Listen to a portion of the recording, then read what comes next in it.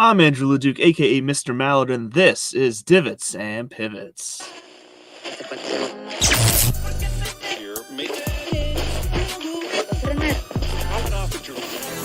I am Andrew LeDuc, That's what I love. Mr. Mallard.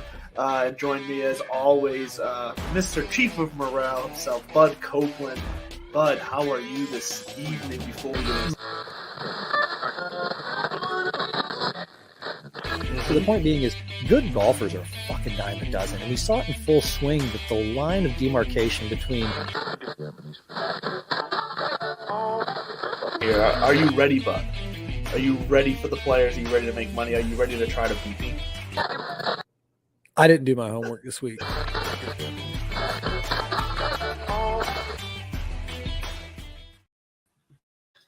Welcome, man. As I said, this is Divots and Pivots. Happy Tuesday night, everybody. And if you are not watching the Netflix Cup alongside with us, that's all right. This should be another hole or two left here. But Bud Copeland joins me as always, my right-hand man here. And so let's just dive right into this before we get into all the news and the stories of the rest while this wraps up. What are your impressions first here of the Netflix Cup? Because I've been up and down. I feel like it's something you have to watch with the audio on because it feels like the entertainment is all in the commentary. Well, first of all, I'm just honored to get the promotion to right-hand man. I've served other positions and roles in this organization previously. So as my first official statement as your right-hand man, I would like to say two things. First of all, I like it. I like what you did there with the intro, bro. This is what we call initiative. You have that executive function, and also your lighting's better than mine tonight, and that bugs me. You've got a nice glow. I look oatmealish. Yeah, usually you crush me on the lightings on the lighting. Usually, stage, I don't know what's going on here, but I'm proud of myself tonight. Yeah. Second thing, you got a fresh haircut, looking good. Your roommate is rubbing off on you in positive ways. Don't go anywhere with that comment. But the Netflix Cup is rubbing me. Meh. So real quick, you tuned in before I did because I was on another show earlier, just kind of dropping into chat golf, and then I had it on in the background. It looked like total. So first of all, what is the format according to your understanding? So if you're not familiar, Netflix is doing their first live sporting event. I guess they're going to try to throw their hat in the ring and start getting some of these sporting events with their millions of streamers. But they're doing a celebrity style match. What's the format here? I'm having a hard time following. So the general format is it's two different matches going on, and it's 2v2 scrambles for each match. They're playing straight up scramble? Straight up scramble. Now where it has deviate, the only hole I've seen it somewhat deviate from that on is the first hole, which was what they called the speed hole. So I don't know if anyone didn't catch it. Well, basically what it was is all four golfers in the match teed up at the same time and all hit their shot at the same time and then raced to their carts. And they actually had a strip from the tee box to the green. Okay, I saw that. It looked like some cones that you would put in your backyard for your kids to ride their bikes through. Yeah. So they had it lined up like an F1 track, and they had to race to the green. And then they just went and each played their own ball. And the first team to have someone on their team get the ball in the hole won the hole and went one up on the match. So if you're not a total golf nerd like myself or sports dork like Andrew, this Netflix Cup is combining two of their most successful documentary series, Full Swing, obviously, that we've talked about at length on this show, and then Formula One Drive to Survive, I guess is what it's called. Yes. And that got to the point where, 4 minutes in, a camp buddy of mine was asking me, this was probably a year or two ago, hey, are you watching the F1 race this weekend? I'm like, bro, you're from Georgia. You like the Atlanta Braves, the Georgia Bulldogs, and the Atlanta Falcons. Last time I checked, there wasn't a Grand Prix running through Atlanta. And he said it was because of the F1 show on Netflix that he got hooked. So Netflix is taking those two. They got 4 drivers, 4 golfers, Ricky Fowler, Justin Thomas. Ricky Fowler, Justin Thomas, Max Homa, and it was supposed to be Colin Morikawa. He pulled out at the last minute with a back thing that he was on the set earlier and saying 12 hours ago. Yeah. Well, I should say at this point, 14 hours ago, but Tony Finau stepped in. And so I'm glad you filled me in that they're playing 2v2 scramble, which is essentially pro on pro crime. with the luxury of somebody to hit a putt so they can get a read, which I don't hate the format or anything like that. I couldn't care less about the format. The bigger picture here is I love they've got the giant dome in the background, the Las Vegas Sphere, and it's it's showing Netflix Cup. It has their faces on it. They've got like Squid Game characters out there. So if you've never, have you ever seen Caddyshack 2? I have. It's awful. It's horrible. Live up at all. But do you remember the windmill, the course that they play, and it's got all sorts of just obstacles. It's a little bit what they're edging towards here. Doesn't matter.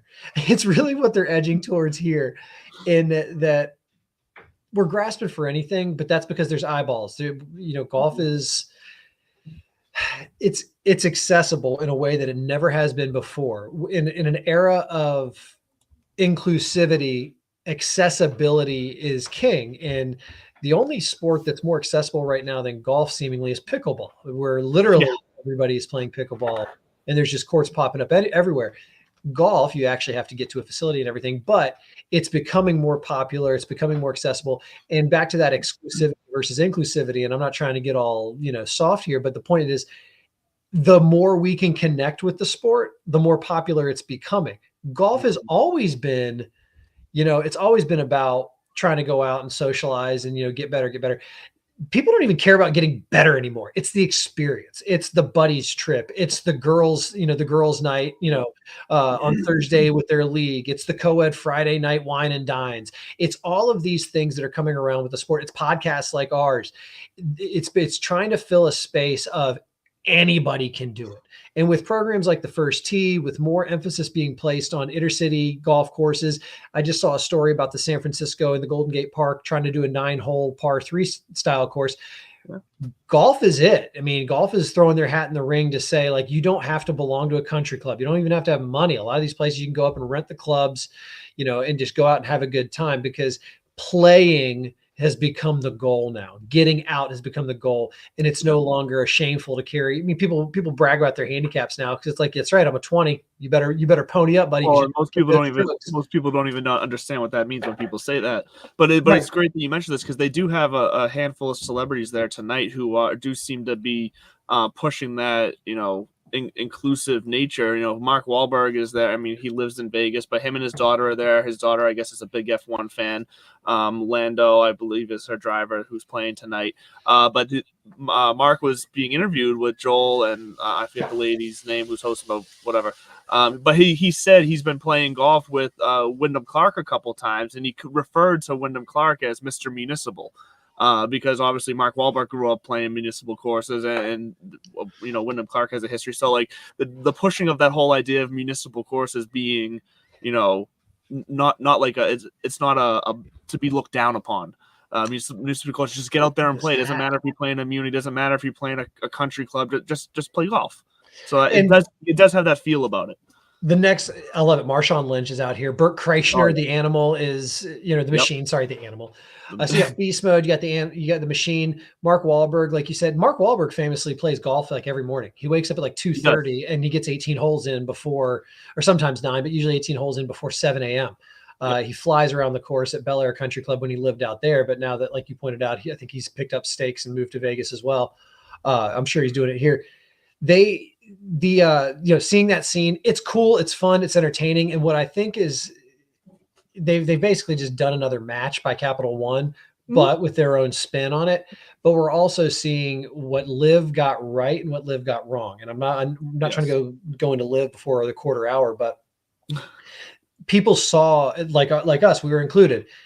Yeah, we'll watch exhibition golf. People will tune in to watch people, especially if you have good golfers playing. And, I would like to see more of these. And I think I ranted about it this morning. If you don't follow me at This Buds For You on Instagram, I'd like to see this with like a baker or, like a plumber, like get like legit, like everyday go to, a bank, walk up to the teller and just say, like, you ever played golf before? And the only requirement is they have to have swung the golf club once. Yep. You're on my team. This is going to get, it's going to get better, I think, or it's going to get worse before it gets better. Cause I will say, I'm kind of throwing my hands up in the air, like they're forcing it. They did a highlight clip earlier because they had sold some advertising time to somebody, and it was like hot shots or highlights. And it was none of the above. It was it like was really more awkward so, moments. It was more so like a behind the scene clips where it was showing them talking and laughing in the cart while driving, or like as they walk up to the green. It was I know exactly what you're talking about. Like I said, I think I went into this with the idea that it was going to be like Capital One's match, and so like I've just, like I said, the most entertaining part for me hasn't even been the golf play. The golf has honestly been subpar, even from the pros. It's really just been, I did not even mean to do that. It's really just been more the conversations, the freaking commentating. Like you said, Bert's out there. Bert was completely like threw the script to the wind on one of his moments on the tee box because he was so excited that Steve Aoki came up to him and asked for his number. It's all he talked about. So we talked about this last season. It was Josh Duhamel. Josh Duhamel was at the 3M Open because he's out. He's a Minnesota guy, and it's right outside of Minneapolis. And he was doing on-course. This was for the PGA Tour. This was like on the Golf Channel. He was doing on-course commenting for that, and that stuck with me because, like you just said, that's one of the things is a positive. Bert Kreischer is emceeing this thing. Bert Kreischer has as much business emceeing a golf event as I do emceeing a comedy show, right? Like it wildly out of our elements here. But I think that, again, going back to accessibility, making this game something that is not for snobby white elitists anymore. And to say at its core, it is a game. If we can get beyond let me rephrase that. If we can evolve, not get beyond. You get beyond makes it sound like you're sweeping it under the rug. If we can evolve beyond you have to be a member of a club, which you mean for the longest time, that's, famously Francis, we met. If you watch the Greatest Game Ever Played or read the book or know the stories about it, you have to get sponsored to go into these U.S. Amateurs or U.S. Opens unless you yourself are a member in good standing and can like nominate yourself. The game has evolved wildly from that, and I think what we're seeing is the next evolution. We talked about it a couple weeks ago. Is YouTube becoming? Is that going to be the king of golf? Because if this wasn't on Netflix, it would be on YouTube. 100%. I mean, that's all these guys do. Bob does golf, the good fellas. That's what they've been doing. You get it so close. Bob does sports. You come so close every time. shows how much I actually watch and pay attention. The foreplay guys, they're big thing, and they were one of the first ones out there doing it on that scale of doing these kind of like foursome matches or these celebrity matches. Because at the end of the day, it's all about content, eyeballs. I'm not going to say clicks. I'm going to say it's eyeballs, right? I don't give a shit about your click. I want you to listen. I want you to pay attention. And I want you to walk away either having learned something or laughed at something. If you can walk away from this show with a couple, 3 things that you might say to your buddies on the golf course or at the bar or even, at the dinner table later, did you know? Or, hey, I heard this thing earlier. Then we've done our jobs here. And so on the other side of that, if there's money to be made, if there's eyeballs to be had, then somebody, whether it's Netflix, Prime, everybody is going to be getting into the golf game one way or another. Well, Stu MC jumping in there with you. Yeah, go ahead. You can read it. You started. There was always upsetters to stupid Western snobbery. There you go. That's fair enough. Tiger famously, you talked about the municipal. Sorry, real quick. Bethpage Black is now it's that kind of crown jewel of public courses because it has hosted a major, a couple of them, and we're going to get the Ryder Cup there in 2025. So the game is evolving. And there's plenty to go around. If I die never having played Pine Valley or Augusta National or Seminole or any other of these top 25 courses in the world, so be it, because there's Pebble Beach, there's TPC Sawgrass. And yes, I would mortgage, a kidney to go play some of those courses at this point. Well, we get some gamesmanship going on here at the end of this match. So we're just catch everyone up. We're on the 8th hole. It's all tied up right now between Team Homa and Team Finau. And Homa looks to be in some trouble. Team Homa is taking a drop in the mulch, which is never a good sign. But JT and his partner, I forget which driver. I'm going to go ahead and tell you right now, I don't know any of the drivers. Yeah, okay, I don't either. Cool. But JT and his partner just came out, pulled up some looks like big dice. Two big dice, and they're just sitting there watching, waiting in the tee box because I believe there's a playoff hole at the end of this between them who won their first match in 6 holes and the winner of this match. So I think that's what we're waiting on to see, so that there can be a one final playoff hole between the winners of both groups. Interesting. I mean, that's what I haven't heard that for sure, but that is what I'm gathering. And I have this on mute, so it's obviously not hearing anything. But Stu MC's got JT and Sains or Signs. Sorry, I know it's pronounced Signs. JT and Signs at 5-2 odds.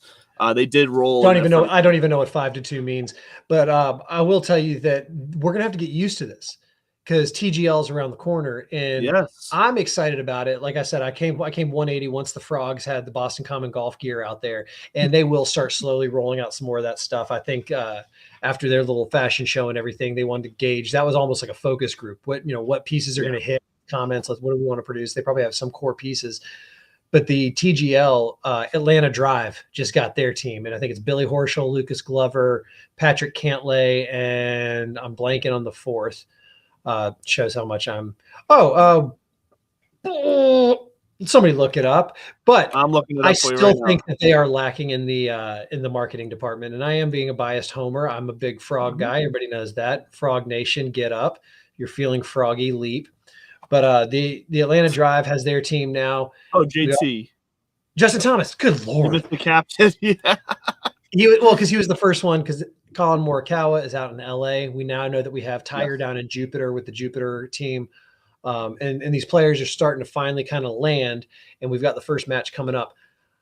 I guess it's a commitment. I don't see people casually tuning into TGL. Maybe they would to Monday Night Football, for example, because football is just that gargantuan. And on Monday night, you're either watching football or Bachelor.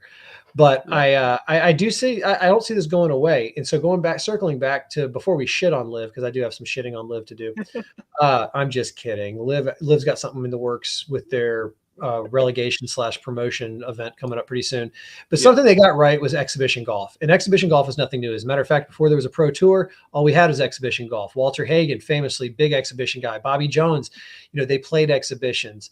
Harry Vardon, that's how a lot of these guys made their money. There wasn't a ton of money to speak of going around in these golf tournaments. It was prestige, and it was, the honor of being champion golfer of the year.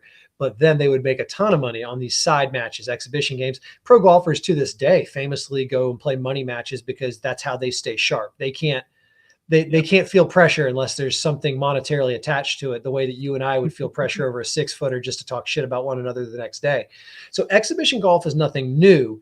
It's just we have much broader attention spans, and we can get to entertainment in different ways. So the same way that the New York Times is no longer a newspaper, it's now a website that has a print version. Golf is no longer, pro golf or even entertainment golf is no longer limited to the PGA Tour and its affiliates. So Liv did get one thing right. There's opportunity out there. I just think that, a little too much baggage attached. That said, the UK odds systems, 101 would be wager. How do you say?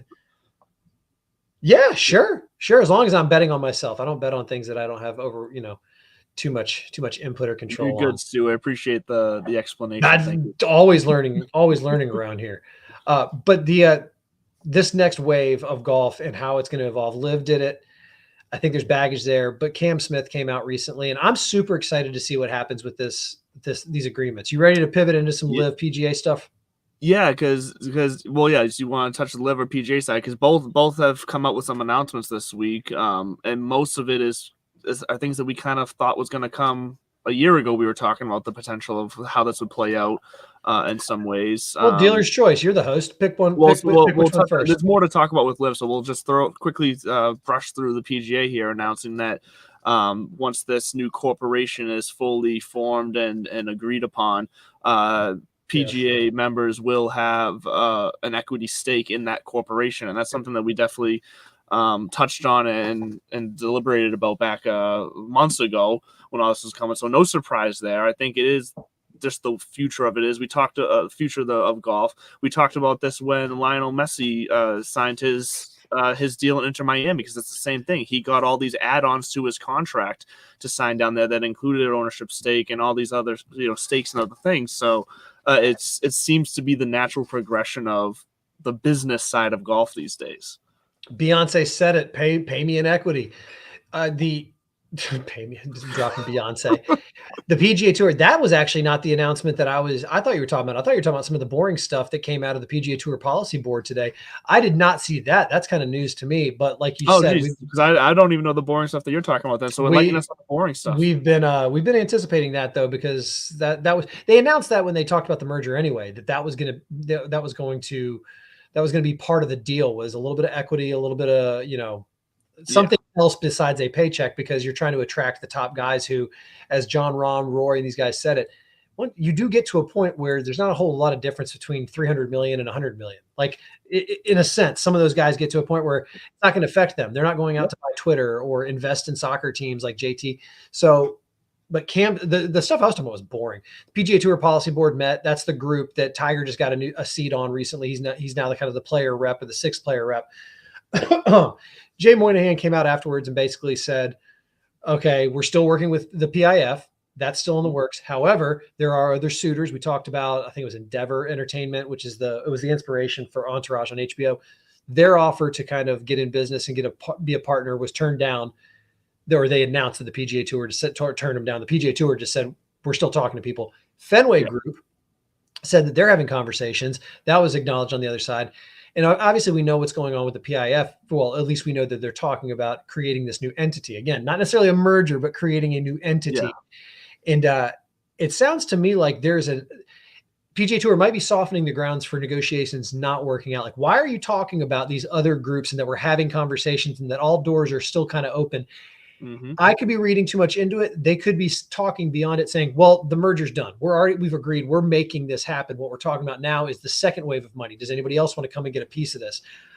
Because I don't know if there's anybody out there, even the Fenway Group. But then again, I'm not a CNBC analyst. But there's nobody out there who's going to go toe to toe with the PIF monetarily. And that's the game that they're in right now. Who can support this behemoth we have going on? So the PGA Tour, their policy board came out and said, we're still in negotiations. And then they're instituting a couple of rule changes. One has to do with conditional status for the players that finished 50 to 200. Who cares? And then the other one, this is actually a pace of play rule. Are you ready for this one? So they're going to start basically, Brooks isn't going to get his wish. They're not going to start stroking dudes, but they're essentially going to start fining players if you're playing too slow over the course of a tournament. Instead of using what they used to call like the observation list, which was essentially like the suggested amount of time to play this hole or this course or these conditions, they're going to use real data because it's 2023 and we have big computer machines now. And so they're going to take everybody's length of play, how long it takes you to hit a shot. They're going to do a tournament average, and anybody who is at a 7-second or more above that average is going to get fined for that week. I think that's going to have a big impact, especially when you got guys like Patrick Cantlay, who famously almost revels in his slow pace of play and how much it's almost unsportsmanlike in my opinion. And I'm not just saying that because Rory called him a dick. I guess Rory this is a quick aside in PGA news. I guess Rory McIlroy for years now has been sitting down with this one Irish reporter and does this long interview kind of looking back on the year. He's been doing it forever. And it's really well done. And I guess this year, the Patrick Cantlay, Joe LaCava at the Ryder Cup, that whole thing came down. And in it, he basically was like, Joe used to be a nice guy before he started caddying for that dick. And so I guess there's no love lost there between Patrick and Roars. So is there going to be an Atlanta-Boston rivalry already for TGL? Why not? I hope so. The East Coast. And Cantlay might pay the fines happily, but they will add up. And who knows? I guess if you have guys abusing the system and not paying attention, maybe they'll do it more. But they can at least say they're doing something about it, and they've adjusted the system, which I'm happy about. Most of these guys can pay with those fines. It's kind of like when an NFL player gets paid fined for their socks. And just like in every sport, it's really just the optics of showing that you're trying to make changes. It doesn't, even if the change really doesn't amount to anything or any changes, you just want to show that you're making progress. Real fast, just because they're on the final playoff hole now. They're back to the first par 3.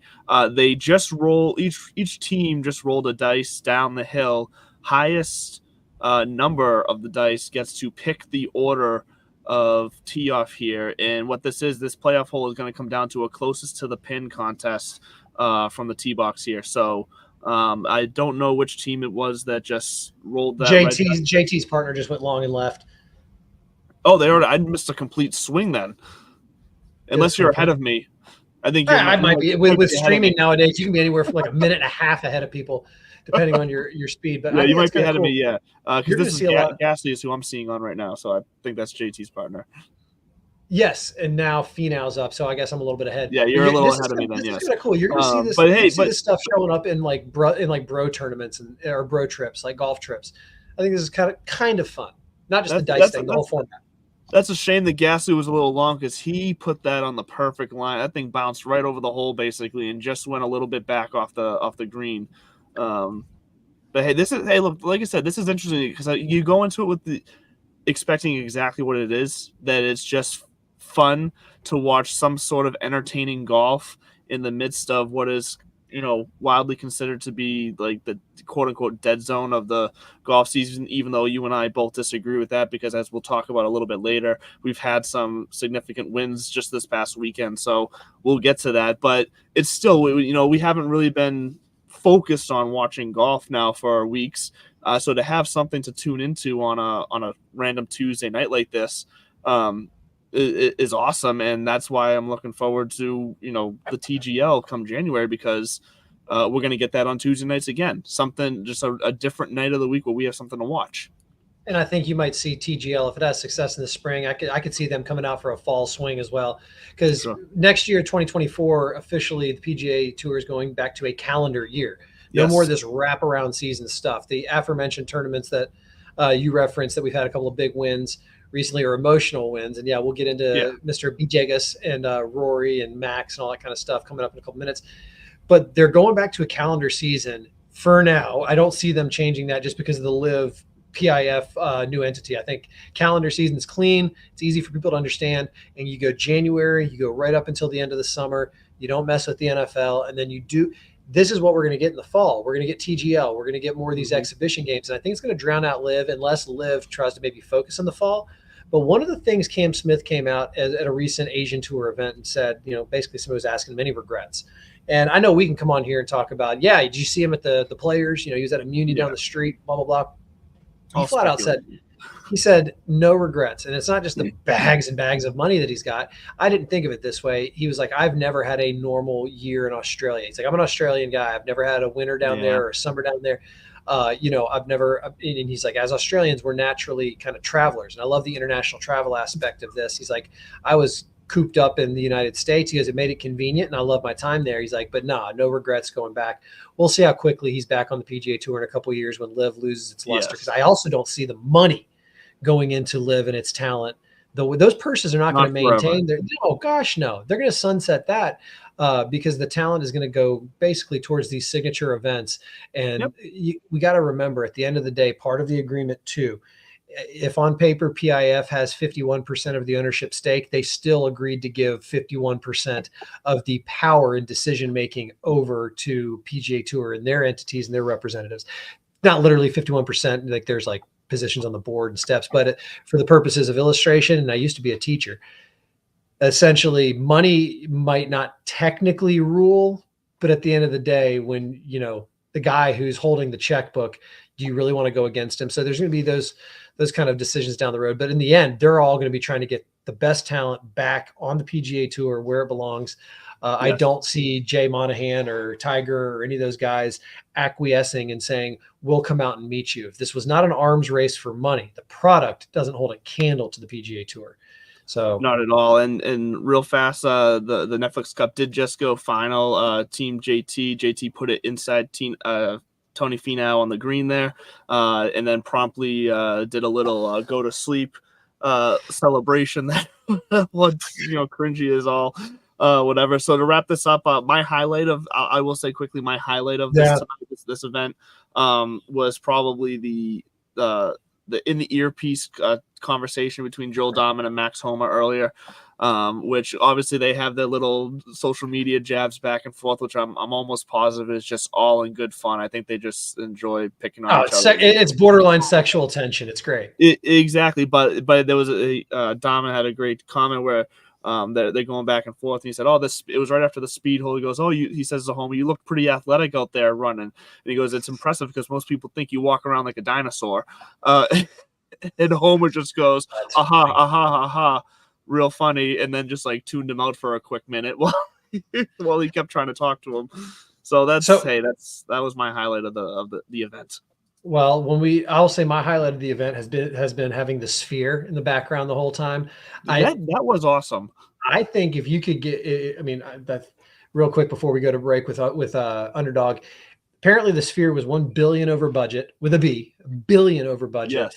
And their first quarter earnings were $100 million in the red. Exactly. Now, I can also see, where growth takes time and investment. They didn't expect to turn a profit real quick or whatever. But the one thing that is put out there is people like it. It's intriguing. And if you could have a giant Sphere instead of the Goodyear blimp, if you could have the Sphere going around to sporting events, then I think you have my attention. But let's take around to sporting events. That's what I want. I want a mobile Sphere. Put the damn thing on wheels. I would love to see somebody create a Sphere that can travel instead of the Goodyear blimp. I want the Sphere at my sporting event. And let's not forget the reason they're doing this is because the Las Vegas is hosting the Grand Prix this weekend. I mean, there's a Formula One race. If you were watching any of the coverage, you saw kind of the stands that were built up around the Sphere. They're using it as a central focal point. In Vegas, by the time you and I kick the can, Vegas is going to be even bigger than it is now. I think that with gambling going wide across the country, with the influx of NFL team and the other money and the new stadiums and the things like the Sphere, Vegas has always been America's playground. I think it's only going to get bigger because of how expensive California is getting and how difficult it is getting to do business in the Northeast. But that's enough boring talk. Let's hear from Underdog, and then we'll get back to Max Homa and the kind of week that he's having. Fantasy Sports Corp and Underdog Fantasy have teamed up to start your fantasy season off in the win column with Best Ball. What is Best Ball? It's quite simply the easiest way to win. No team management, no trades, no waivers. It's their biggest contest ever, and it has only gotten bigger. You simply have to sit and win. You don't even have to set your lineup. Always get your best score every week. Just enter a contest, draft your team, and Underdog will do the rest. What could make this even better? How about free money, up to $100 using our exclusive promo code? Go online now and use the promo code DIVPIV to double your deposit up to $100. You tell them Gingerbread sent you. Good girl. So yes, the boring talk done. Let's get into the what happened in the PGA this weekend, because there was a few tournaments going on, scattered around the world, between Rory locking up. What was it called? The race to Dubai. So Dubai, yep.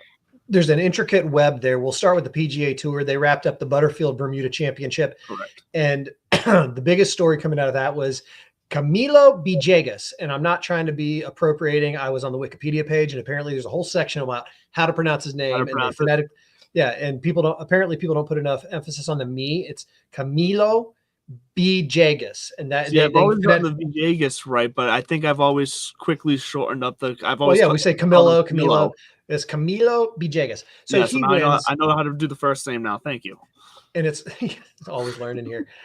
And if you don't know his story, former Florida Gator, his biggest kind of claim to fame is being Spider-Man was his nickname because he used to read putts. I don't know if he still does it. He gets down in like a 3-point stance with his. It looks like, if you ever, for the yoga people out there, it looks like he's down in Chaturanga just reading putt. Do you know Chaturanga? No, I don't. You don't Chaturanga? God, you gotta get a good Chaturanga in before you're up dogs, down dogs, and all the salutations. So Spider-Man won. He hasn't won since 2014. But the bigger story is that in 2020, his daughter died. His daughter died. Yeah. 22 months old. Mia passed away. And just, I mean, like what happened to anybody who goes through that kind of tragedy, you don't know. You don't know what the future is going to hold. His game, obviously, there's things more important than golf. And so he focused on life for a while. He even dabbled with, getting in the announcer's booth, commenting a little bit, and he went back to the Korn Ferry Tour. And after this win, he even said the Korn Ferry Tour has been a great place. He's like, there's a lot of good golf out there. There's a lot of great opportunity out there. I didn't feel any shame going down there to play. I knew, I have to get starts. I have to earn status. He was runner up to Eric Van Rooyen, who won while his best friend is dying of cancer, and dedicated it to him. And so we forgot that, we almost had this story last week when we had a tearjerker. And then this time around, he's got Mia looking down on him. And I thought it was just a really good, there are no words to describe the kind of emotional release when you see something like this. We've talked about this early in the show. Everybody has struggles in life. Everybody has a cross that they're carrying, a burden that they're bearing, a demon they're battling. Some are more outward, some are more prominent, some are more obvious. But everybody also hopefully can empathize with the feeling of overcoming the demon or laying down the burden or achieving the goal. Even sometimes it doesn't always have to be negative connotation. And that's what you got with that. And so you're not going to get that at Live. You're not going to get that out of the Netflix Cup. You're not going to get that out of Shell's wide, wonderful world of golf, whatever it was in the 80s, or the Skins game. We've been doing this exhibition thing for a long time. You only get that as part of an organized series. And I'm sorry, but Live is not it, because even with the team aspect, if you're going through something like that, you're benched. So Camilo Villegas, it was really good to see him back. And he was really, it was kind of interesting too. It wasn't like the journey was over. He was talking about how, like, no, this was just, getting me back. Now we have more work to do. Talking about if he plays well this week at the RSM, because folks, we have one more week in the FedEx Cup Fall, then the official tournaments are over. We got Tigers Hero World Challenge. Then we got the co-ed Grant Thornton Invitational. We got the major winners and their kids playing. So we got a couple more weeks that we'll talk about next week as we wrap up the calendar season. But you're going to only get this on the PGA Tour, these kind of stories of achievement and the depth, and they don't always have to involve tragedy, but when something like this happens, it's hard to look past it. That was the big thing on the PGA Tour. Now, Max Homa. Oh, sorry. I was excited. No, you're good. Yeah, Max Homa wins in South Africa. Yeah. Goes down to South Africa. Him and JT were down there, which is hilarious. They were talking about earlier about, we were in Tokyo, then Johannesburg, and now we're here in Vegas. But he goes down, he wins internationally. And I saw even he making jokes about the only two places I can win, California and Africa, like jokingly, because those are his victories. But that win, because it was a DP World Tour event, those for all those points and everything, apparently that win locked it up for Rory to win their race to Dubai. Their race to Dubai is the name that they pay for, with blood money. I'm just kidding. That is their points race on the year, as opposed to the FedEx Cup. They have the race to Dubai. And what used to happen in the PGA Tour every once in a blue moon is happening here, where a player has such a big lead that there's no way, mathematically to earn enough points. He's got over a 2,000 point lead going into the Dubai, the DP World Tour Championship. John Rahm's in second, and he's like 2,016 points behind. So he can't win. Rory's got it. This is his fifth. They used to call it the Order of Merit. Colin Montgomery has won, I think, he won 8 of them. I want to say 7 were in a row. Big, lumpy right-hander from Great Britain. I don't know which one. And he won a bunch of them. Rory's chasing him. And the funny thing is, Rory only played in 9 DP World Tour events, but he performed well in the ones that mattered. 3 of those were majors. Majors count or are recognized both on the DP World Tour and the PGA Tour. And then he won the Scottish Open, which was kind of like a major, their version of middle upper tier tournament. So he had a win, 3 top 10s at majors. And I don't know what to make of this when you have people who are not primarily identified with your tour winning your points race. Or is this just one more step in the direction of global golf? It's a fantastic point. I'm not sure the PGA will ever let it go to be okay with global golf. I just don't see it happening. And I think part of that, some of that is that ego side of it, where the world champ, because we see the MLB world champions or NFL Super Bowl world Super Bowl champ. Like, it's always world, when in reality these are just American sports, American leagues. I guess fine, you can say Canada's got some teams, whatever. But I don't see the PGA ever letting that go, because I think there's an ego side of it too, as well as the money aspect and the notoriety. So I don't think global golf is a bad idea. Obviously, I think that's great. I think the DP World Tour is only getting bigger. I think they're trending in the right direction. So that's exciting. But it is a little strange that someone that's not directly associated with them as his main tour comes out and wins the championship. But I'm all right with it. The top 2 were him and John Rahm, both, PGA Tour guys. And then third place, that's who I was curious about, is how do you feel if you're Adrian Meronk? You win 3 times on your own tour, you get snubbed for the Ryder Cup, and then you finish third. But, he would probably say those are 2 of the best golfers on the planet. Sure. I don't know. I think it would almost be like if if the Lakers or the Knicks, or like if the Lakers were able to play in the Chinese NBA league, they had or the Knicks were part of NBA Europe and the NBA. Like it almost feels like cherry picking to me, but then again, they have partnerships. There's no exclusivities, all that kind of stuff. But that also might change again I'm so freaking curious to find out what's going to happen with this agreement because we've had some of these predictions. I mean, they weren't hard to predict, equity, nobody saw the merger thing coming, but this new for-profit entity, I mean, I wouldn't be shocked if they say, if you're going to be on this tour because of the level of opportunity and the capital involved, we are going to ask you to sign, exclusivity rights. But like you said, you have shots at equity. I wouldn't be shocked if, if they create a lot of smart people who know how to manipulate money, create this gigantic pool that regenerates, that allows them to carve out tiny slices of equity here and there for whether it's season-ending championships or majors or whatever you want to call it. I don't know how they're going to pull it off and appease everybody, and I don't think that's their goal. But I'm curious. I'm very, very curious about how this is going to shake out. That's all there is to it, because the DP World Tour, like you said, they're trending, but at the same time, are they going to keep trending? Like, is this going to siphon off the rest of their good players? Or are they going to incorporate it? Maybe they're doing something that we've been talking about, and maybe the DP, they're still going to be their own entities, but these signature series events are going to be international. 4 of them in the United States, maybe like 2 in Europe, 1 in Africa, 1 in Asia, that kind of deal. Now, with the equity piece, this just came to mind. Do you think we see a scenario where for some of these elevated events or the majors, there is a very small percentage of equity awarded to the winner of those tournaments? That's what I was trying to actually express. I couldn't get there because now that the Netflix Cup is over, I've got fucking penguins from Surf Up and Gabby's Dollhouse. That's now on here.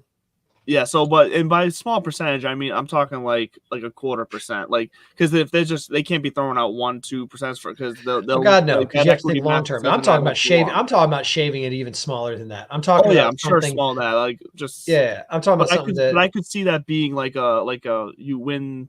Like I said, the 4 majors and then the players and a couple of those elevated events, because you don't want to do it for too many. But I feel like that could be a route that we could see going here. So like I said, I think all sports are getting more creative with their compensation to both ownership groups and to players. You have to. Now, what we need to stop is Caleb Williams only being in college and his father coming out saying whatever team drafts him, he wants to be a part owner of the team. Like, get the hell out of here. Like, that's going to be. Shut up. I will say, I do think that the people in charge are gonna remind that, like, listen, this can be a conversation, but there's still a power dynamic, and like, that shouldn't even be a conversation. We get so free. No, it shouldn't. It's the dumbest thing I've ever heard in my life, and I hope whoever floated that gets fired, because the level of arrogance you have to think that it was his father. Well, I know, and first of all, the credibility is kind of shot there, because I mean, my dad thought I could play baseball for Florida State. I was at best a D3 offer, maybe a community college in Western Florida, but I decided to go gain 50 pounds and drink beer at the University of Georgia. #no regrets. Nice. The level of arrogance for this guy to believe that his son is the second coming. When are we going to learn that? How long have these sports been around, and how many times did we predict that somebody? LeBron is an exception, not a rule. I mean, he was crowned at an early age, and hate him all you want. I love that in New England, LeBron's a bitch is just kind of like a phrase. It's almost like Merry Christmas, LeBron's a bitch. I mean, it's just what people say to one another back and forth. They love to hate on the guy because you're taking pot shots at whoever's on top when it's not the Celtics, because the Celtics are the balls. But LeBron James is the exception. Most of these people that are, even Bryce Harper has not panned out to the level that he was expected to. He hasn't won a World Series. He's got 1 MVP. I don't think, he's still a relatively young guy, especially if in a game that's going to turn into nothing but hitting. But Caleb Williams is not that good. And what he blows his knee out. I mean, even if it's a stipulation, like you have to play a minimum of 7 years, perform this, 1 Super Bowl, yada, yada, because they could structure it that way. And then at the end, we give you your cut. What if the team, I mean, and I can't even throw a what if scenario out there that a lawyer couldn't easily get around, right? Well, what if the team sells? Fuck, you write it into the contract. I mean, there's ways to do it. Yeah, you know how many pages those contracts are? They cover different scenarios. I just don't think, I mean, if it's Kyler Murray's, it covers whether or not he's allowed to play Call of Duty. What a freaking joke that guy turned out to be as far as. Well, the big story this week is that he came back from injury, led the Cardinals to a comeback, and all in the same week that Modern Warfare 3 dropped. So everyone was saying, "Oh, it's a sign that he changed his ways. He's not focusing on just on Call of Duty anymore. He actually is playing some football." So Kyler Murray, by the way, another freak athlete who could have gone pro in baseball as well. Russell Wilson, he was another one of those guys. Russell Wilson was the Rangers, I think, right? I think it was Texas. Yeah, I think so. Yeah. So anyway, the new for-profit entity. I mean, we could turn around and it could be the Fenway Group and the PIF and the PGA Tour, which I wouldn't hate because I could also see them wanting to have a Boston office. Who wouldn't want a Boston office? It would be Caleb. Real quick, the Caleb Williams thing. There's nobody is.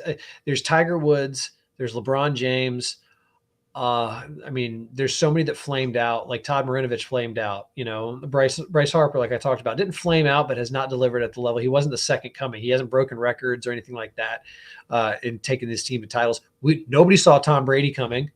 So yeah, anybody asking for equity or even floating that, I think it's just that. I think it's just a test balloon to see how ridiculous it is. It would be kind of ironic, funny, however you want to put it, if the Fenway Group did end up getting on board and in bed, so to speak, with the PIF here and this new corporation, not for any other reason, just because they are a group that in recent years, I'm talking like in the last 5 to 10 years, has been very focused on their social, the social responses, social sensitivities, including selling off their stake in their Premier League team. Yeah. Well, yeah, after they've scrubbed their history of Yawkey Way changing the name, like all that stuff, just because Yawkey had racist ties back in the day. Like, for a group that's been very social aware of the way they're viewed for all these things, it does surprise me a little bit that they would even turn and put themselves back in the target of people this is all assumptions, right? I don't connect dots. And these are all assumptions. Like I threw out the assumption of maybe this is the PIF and the PGA Tour. To your point, it written in their offer could be like, don't let our portfolio fool you. We've got the money, we'll figure it out, or we have this opportunity. They could have a blueprint for it too. I don't know. Sure.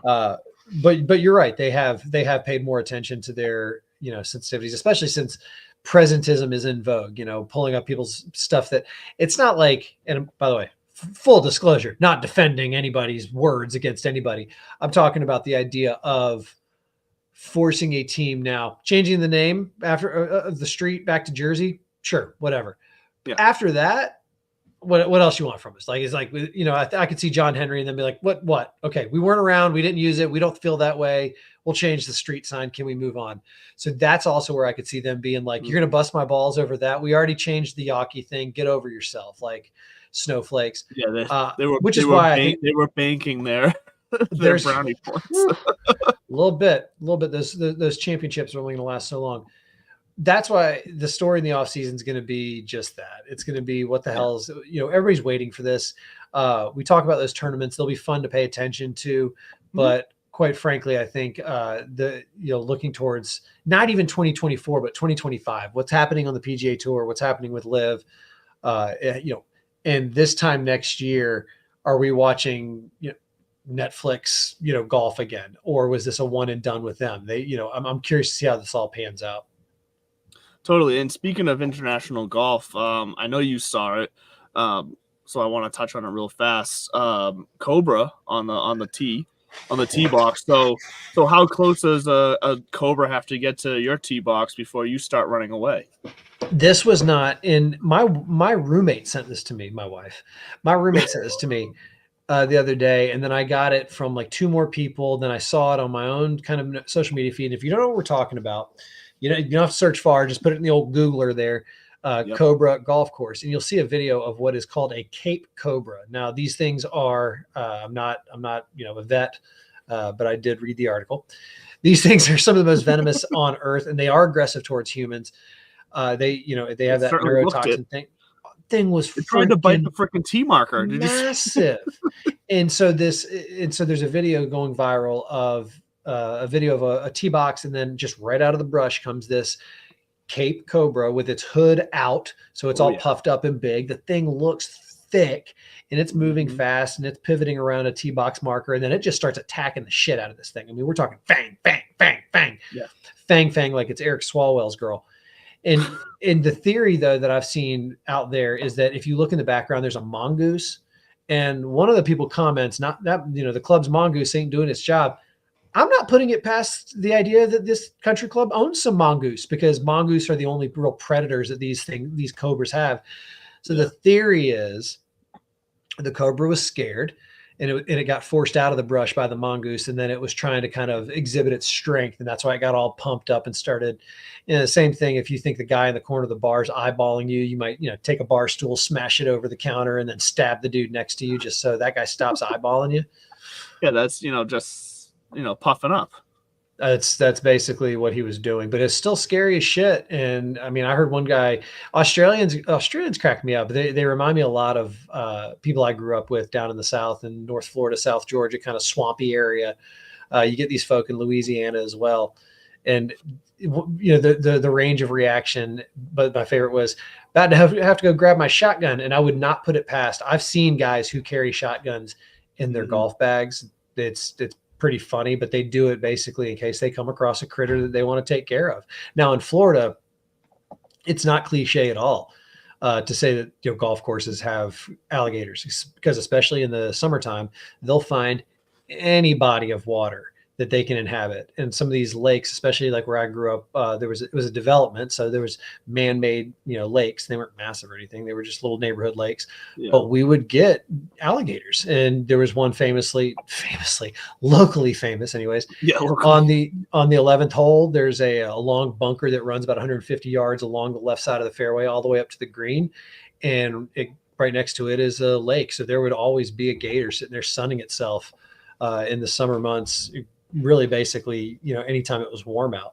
And it's really, you'd hit your ball down there, and I think the closest I ever got was probably about 10-15 feet, and I was comfortable because it was ahead of me with its back to me, and I was just going to come down, one quick swing, get out. I'm not going to try to sound like I was that dude on the PGA Tour who slapped it on the tail and made it scurry into the water. You've seen that video, right? Yeah, I forget who it was, but I've seen the video. I think it was an Australian golfer, because again, those guys are crazy, just like Southern people. And Mainers. I think Maine is like Maine is basically it's up there for Southern states. But that PGA Tour event, I think that was Zurich, because down in New Orleans they always talk about the gators there. But there's also gators, TPC Sawgrass on that course. I'm sure they get them out for the tournament, especially when you're gonna have 50,000-60,000 people on the grounds or whatever it is. But speaking of, I think that's actually where I snagged this glass, was from their clubhouse years ago. It looks like it. Yeah. It looks like it. And speaking of snagging that glass, let's a couple minutes left. We'll have a nice lighthearted discussion here. Holiday golf gifts, because the Christmas season is upon us. I know Thanksgiving is first. I'm a big believer in letting Thanksgiving breathe before we hit Christmas, but I'm not going to lie. Gotta get some shopping done. This past weekend, without the 5 kids roaming the house, we decorated. It just made sense. It's extremely early for me. Believe me, I never decorate until after Thanksgiving, but the timing wise of the kids' schedule, it just made sense. So we are fully decorated here, but holiday season's here, golf gifts. And I'll just say, still one of my favorite golf accessories, I guess you can say, that I've seen over the past year. Have you seen those fake golf clubs that are built-in beer taps you can carry around in your golf bag? I think that's one of those, I say. So you actually bring up a good point. The advice I was gonna give is, when in doubt, go something beverage related, because don't get me a ball retriever, don't get me a ball washer. Golfers. If the person is the kind of person that you say, like, what am I getting them for Christmas or Hanukkah or Kwanzaa or whatever? Maybe it's their birthday, but specifically the holiday season. What am I getting them? And you're like, oh, well, they're a golf person. Okay, if they fall into that category, in your brain, then keep it simple and stick to the beverage related items, because even if they're not alcoholic drinkers on the course, like I was never really a big drinker on the course because I was competitive when I was younger and I always like to try to maintain that. Doesn't mean I haven't got shit canned on a course, but by and large, I was never a big drinker on the course. But I could always use a koozie for other things or a cooler for anything, exactly. Or like you said, even the drink dispenser would be kind of a kitschy, fun thing, because even you don't have to fill it with beer. You can fill it with water and just have it be your kind of dad joke. I would fill it with bourbon.